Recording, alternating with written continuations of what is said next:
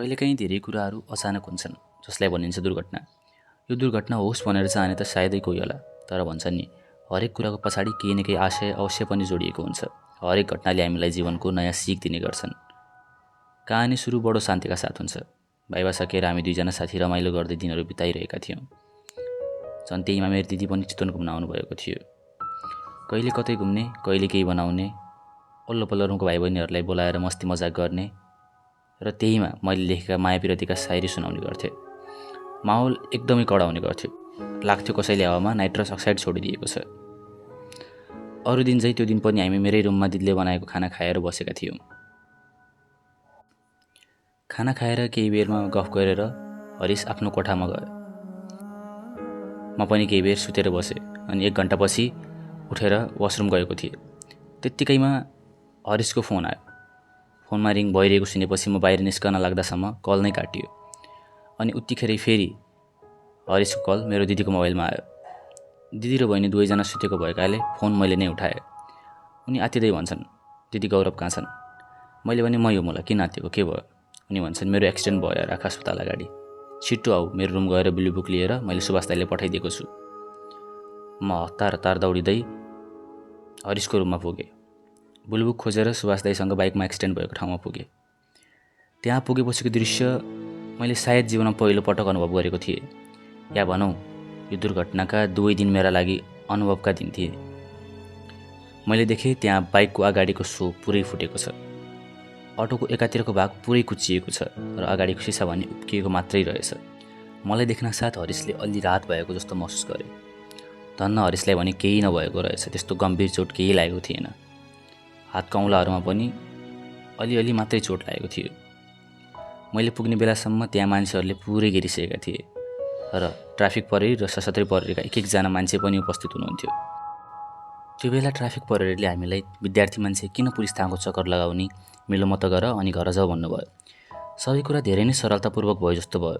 ट्राफिकले auto चालक र bike चालक दुवैको ब्लु बुक लिएर गाडी नम्बर टिपेर एउटा सम्झौता भएको भिडियो रेकर्ड गरेर ल तपाईहरू मिल्नुभयो र पुलिसले यदि अटो चालकले सम्झौता विपरीत गए यो भिडियो प्रमाणको तवरले हामी सँगै छ, चिन्ता नगर्नुहोस् भनेर पठाए। हरिश भने अटो चालक सँगै थिए।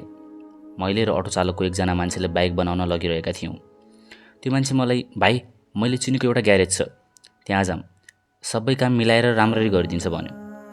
मलाई लाग्यो यार हेर्दा अटो चालकको अवस्था पनि दयनीय नै छ, किन डाम्ने बिचारालाई, यदि सस्तोमै काम हुने भयो। आखिर दुर्घटना त हो, जानी जानी कसले नै गर्छ र। म यही सोचेर बसिरहेको थिएँ, तर कहानीले मोड यहीँनिरबाट लिन्छ। मैले ग्यारेजवाला दाइसँग, दाइ सबै ओरिजिनल पार्टहरू नै फेरिदिनु है, अनि मर्मत सम्भार हुने कुराहरू पनि राम्रोसित गरिदिनु भने। केही बेरमा हरिश पनि त्यहीँ पुगे। उनले पनि ग्यारेजवाला दाइसँग राम्रोसँग कुरा गरे। ग्यारेजवाला दाइले अटो चालक र हरिश दुवैको नम्बर राखे र हामीलाई भोलि बिहान 9-10 बजेसम्म बाइक रेडी हुन्छ, लिन आउँदा हुन्छ भने। यति कुरा भएपछि म हरिशलाई लिएर भरतपुर अस्पतालतिर लागेँ। अप्ठ्यारोमा त झन् कति अप्ठ्यारो हुन सकेको।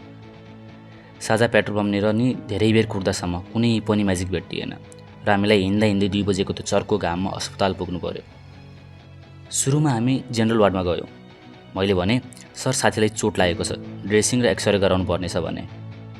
डाक्टरले ड्रेसिङका लागि प्रिस्क्रिप्सन पेपरमा लेखेर हामीलाई भित्र जानुहोस् भनेर पठाए।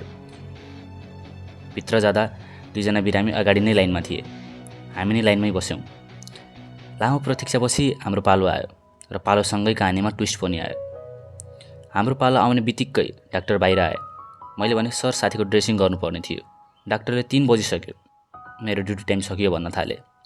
मैले भने, सर माइनर चोट छ सर, घाउ सफा गरेर एन्टिसेप्टिक लगाइदिए मात्रै पुग्छ सर, भर्खर एक्सिडेन्ट भएको, टाढाबाट हिँड्दै आएको सर, हामी गाडी पनि पाएका थिएनौँ, हामी पछाडि पेसेन्ट पनि कोही छैनन् सर, सर अलि ड्रेसिङ मात्रै गरिदिनु सर प्लिज भने। तर डाक्टरले सुने नसुने चाहिँ गरे र ड्रेसिङ वार्डबाट बाहिरिए। डाक्टर भइसकेपछि मान्छेको पीडा र चोटको गम्भीरतालाई हेर्न पनि नखोज्नु यो डाक्टरको नैतिकताले दिन्छ त। हामी फेरि अर्को डाक्टर आउलान् भनेर कुदिरह्यौँ। आधी घन्टा भइसक्छ, कोही आउँदैन। एउटी नर्स आउँछिन्।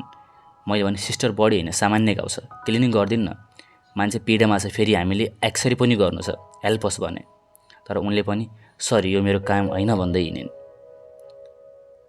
केही बेरमा मेरो धैर्यको बाँध टुट्यो। मैले भने हिँड दोस्त, म गर्छु तिम्रो घाउ सफा। मैले आफैले उनलाई ड्रेसिङ रुममा लगेर घाउ सफा गरेर एन्टिसेप्टिक लगाइदिएँ। यो लापरवाही होइन, यो आफ्नो कर्तव्यसँगको छल हो। जहाँ डाक्टर र नर्स बिरामीका लागि भगवान हुन्छन्, यहाँ केही मतलब नै छैन। मान्छे मरोस् बाँचोस् पीडा यिनीहरूसँग केही सरोकार नै छैन। बेतालमा छ अस्पताल। केही बेरमा एक्सरेको बिल काटेर हामी एक्सरे ब्लकतिर लाग्यौँ। लाइन लामै थियो, धेरै बेर कुरेर भए पनि हाम्रो पालो आयो। हरिस एक्सरे रुमभित्र गए र एक्सरे भयो। कहानीमा ट्विस्टको भन्ने कमी छैन, किनभने अस्पतालमा लापरवाहहरूको कमी छैन।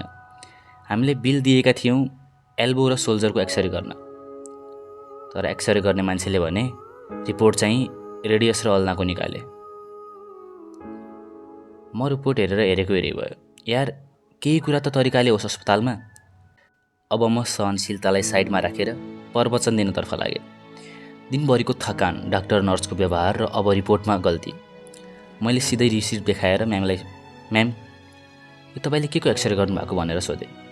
उनले उत्तरमा भनिन्, जे बिलमा छ त्यहीको। मैले भने, ल लिनुहोस् म्याम, बिल अनि तपाईँको रिपोर्ट कार्ड, जज गर्नुहोस् त रिपोर्ट, गर्नुपर्ने के रहेछ र तपाईँले के गर्नुभएको छ। उनले भनिन्, सरी सर, मिस्टेक भएछ। म आक्रोशित भयो। मैले भने, म्याम सरी भनेर सबै कुरा सकिन्छ? तपाईँहरू यति लापरवाह कसरी हुन सक्नुहुन्छ? यो डिपार्टमेन्ट मात्रै होइन, अरू सबैमा पनि यस्तै छ। यसरी हुन्छ र उपचार? तरिका हो यो? बिरामीहरू के भयो भाइ भन्दै मतिर आउनुभयो। मैले अब अरू बिरामीलाई पनि अस्पतालको हरकतबारे बताउने सोचेँ। मैले भने, हेर्नुहोस् दाइ, हामी दुईजना त यसै हेल्पलाइनकै मान्छे, त्यही भएर हामीले थाहा पायौँ कि यहाँनिर गल्ती छ, रिपोर्ट सही छैन। तर सबै बिरामी पढे लेखेकै होस् त्यो पनि त जरुरी छैन। अनि उसलाई त जे रिपोर्ट दियो हस हजुर भन्दै जाला नि। अब भोलिको दिनमा तपाईँ पेटको समस्या लिएर आउनुभयो र तपाईँलाई रिपोर्ट आउँछ किडनी खराब भयो, पठाइदियो। यिनीहरूलाई यतिसम्म गर्न नि बेर छैन। आफ्नो भयभरको रिस मैले सबै त्यहीँ पोखेँ र उताबाट, सरी सर, हामी यही बिलमा अर्को एक्सरे गरिदिन्छौँ भने र उनीहरूले एक्सरे पनि गरे। अब एक्सरे देखाउने छुट्टै चटक छ। म हरिसलाई र रिपोर्टलाई लिएर एक डाक्टर कहाँ गएँ, जेनरल वार्डमा। डाक्टरले भन्यो, म राउन्डमा छु भाइ, 5 मिनटमा हेरिदिन्छु है भाइ। मैले भने, हस् सर। कतै बिर्सेर गइन हालोस् भनेर म पुरै राउन्ड सकिने बेलासम्म डाक्टरको पछाडि थिएँ। मैले भने, सर राउन्ड सकिएको भए एकचोटि रिपोर्ट हेरिदिन्न। डाक्टरले भन्यो, एकछिनै भाइ, भित्र अलि काम छ, म त्यो काम गरेर आएर हेरिदिइहाल्छु नि। म भने आश लागेर बसिरहेको थिएँ। हुन्छ सर भनी म बाहिरिएँ। तर सबै एकै कहाँ हुन्छन्। डाक्टर महाराज ब्याग बोकेर मेरै अगाडिबाट फोनमा कल आए झैँ गरी निस्किनु भयो। यदि हेर्नु नै थिएन भने भन्नु पर्थ्यो, अर्कोलाई आश्वासन किन दिने? हुन त अस्पताल नै त्यस्तै थियो। राम्रो उम्मिद गर्नै छोडेको थिएँ। हरिस र म एकछिनलाई टुवा भयौँ। हामी फेरि डाक्टर खोज्दै वार्डभरि डुल्यौँ। बल्ल एउटा राम्रो डाक्टर भेटिए, जो हाँसेर बोलेर आउनुहुन्थ्यो र फ्रेन्डली पनि हुनुहुन्थ्यो। उनले झट्ट रिपोर्ट लिएर हेर्नुभयो र बड्डा यस्तो छ तिम्रो भन्दै हरिससँग कुरा गरिरहेका थिए। उनले एउटा एक्सरे अझ गर्नुपर्ने बताए। हामीले त्यो एक्सरे पनि गऱ्यौँ र फेरि उनलाई रिपोर्ट देखाए र सबै कुरा सामान्य रहेको जानकारी पायौँ। सुरुको दिनको तनाव त सकियो। हामी घरतिर लाग्यौँ र बाटोमा रहेको फार्मेसीबाट औषधि किन्यौँ अनि हरिसलाई टिटानसको सुई पनि लगाए। साँझ खाना पनि मेरै रुममा गऱ्यौँ। अब छ दिन 2, जहाँ बिहान हामी भाइबा दिन कलेज गयौँ। आउने बेलासम्म 10-11 बज्यो।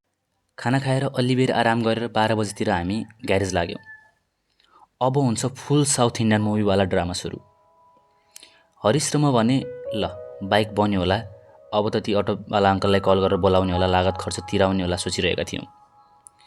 मैले त झन् अस्पतालको एक्सरेको बिल अनि त्यो हस्पिटलमा लागेको खर्च सबैको बिल राखेको थिएँ।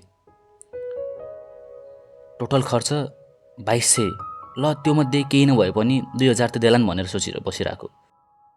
ग्यारेज पुग्ने बेला त बालुवाको घरमा कसैले माथिबाट पानी खनाइदिए जस्तै भयो। हामी आरामले म्याजिकबाट तल झऱ्यौँ। बाइकलाई बाटोतिर अनुहार पारेर राखिएको थियो। बाइक र हामीले एकअर्कालाई हेरेको हेरै झै भयो। हामीले गएर ग्यारेजको दाइलाई भन्यौँ, के हो दाइ, बाइक त बनाएको छैन त?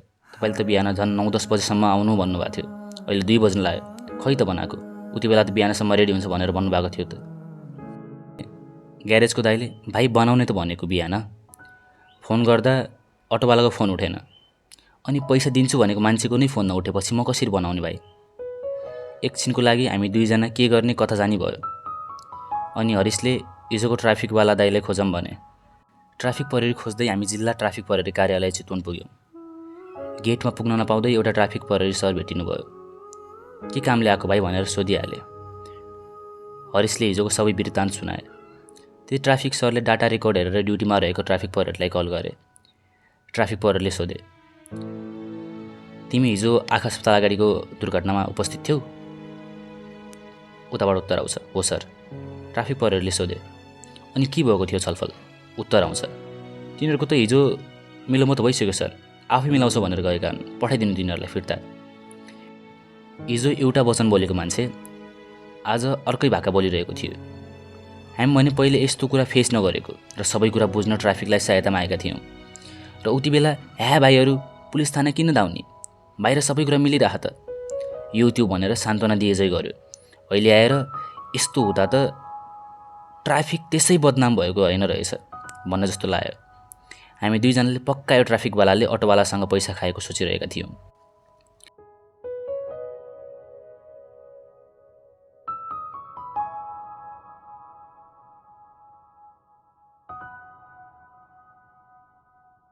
हरिशले भने रातो रुने जस्तो मुख बनाउँदै, हेन दोस्त रुम, सब चोरहरू मिलिसके, थाहा पाइसकेँ मैले, केही हुनेवाला छैन, अब आफै बनाउँदै एक्जाम भन्यो। मैले भने किन हात्तिएको मुला, यहाँ भएन त अगाडि जाने, त्यो पुलिस दाइसँग एभिडेन्सको रूपमा भिडियो छ, पुलिस दाइलाई खोजौँ। मसँग ठोकिएको अटोको फोटो छ जसमा गाडी नम्बर प्रष्टसँग देखिरहेछ, जाम पुलिस थाना केस गरिदिउँ। मैले यति भनेपछि हरिश पनि हुन्छ जाम भने मैसँग पुलिस थाना गयो।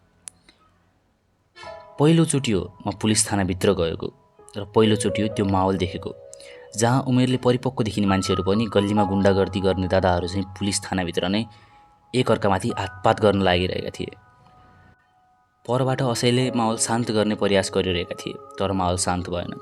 यत्तिकैमा पर आफ्नो कुर्सीमा बसिरहेका इन्सपेक्टर सरले सबैलाई बाहिर गएर सल्लाह गरी बल्ल कोठाभित्र आउन भनी बाहिर पठाउनु भयो। अब भने माहौल अलि शान्त भयो। इन्सपेक्टरको ध्यान हामीतिर केन्द्रित भयो। उहाँले हरिशलाई नजिकै बोलाएर नम्रताका साथ घटनाको पूर्ण वृत्तान्त सुनाउन भन्नुभयो। हरिशले दुर्घटनाको दिनको सबै कुरा र आज कसरी ट्राफिक लिएको कुरालाई टारेको सबै आए। सबै कुरा सुनिसकेपछि इन्सपेक्टर सरले केही पुलिस कर्मचारीलाई बोलाएर लजाऊ, यो केसमा जो सामेल छ सबैलाई भ्यानमा हालेर ल्याउन आदेश दिए। उहाँले हामीलाई भ्यानमा सँगै जान र मान्छे चिन्न मद्दत गर्न भन्नुभयो।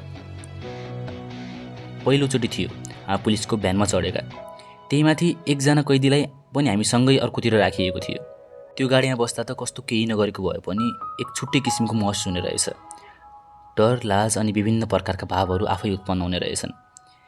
केही बेरमा हामी बाइक मर्मत गर्न छोडेको ग्यारेजमा पुग्यौँ। पुग्न नपाउँदै पुलिसले को हो साउ भन्न थाले। मैले साउतिर देखाउँदै उहाँ हुनुहुन्छ भने। मैले भन्नासाथ पुलिसले साउलाई भ्यानभित्र हाल्न थाले। साउ मलाई भन्न दिनुहोस् न, म किन जाने थाना, मैले के गरेको छु र भनी प्रश्न गर्न थाले। पुलिसले भने अब जे भन्नुहुन्छ सबै थानामा गएर भन्नु भन्दै भ्यानमा चढाउनु भयो। अर्को पुलिसले मलाई प्रश्न गर्दै तिमीलाई बाइक चलाउन आउँछ भनेर सोध्नुभयो। मैले भने आउँछ सर। ल त्यसो भए तिमी बाइकलाई लिएर थानासम्म आऊ भन्नुभयो। उनीहरू भ्यानमा चढेर प्रहरी कार्यालय फर्किनु भयो।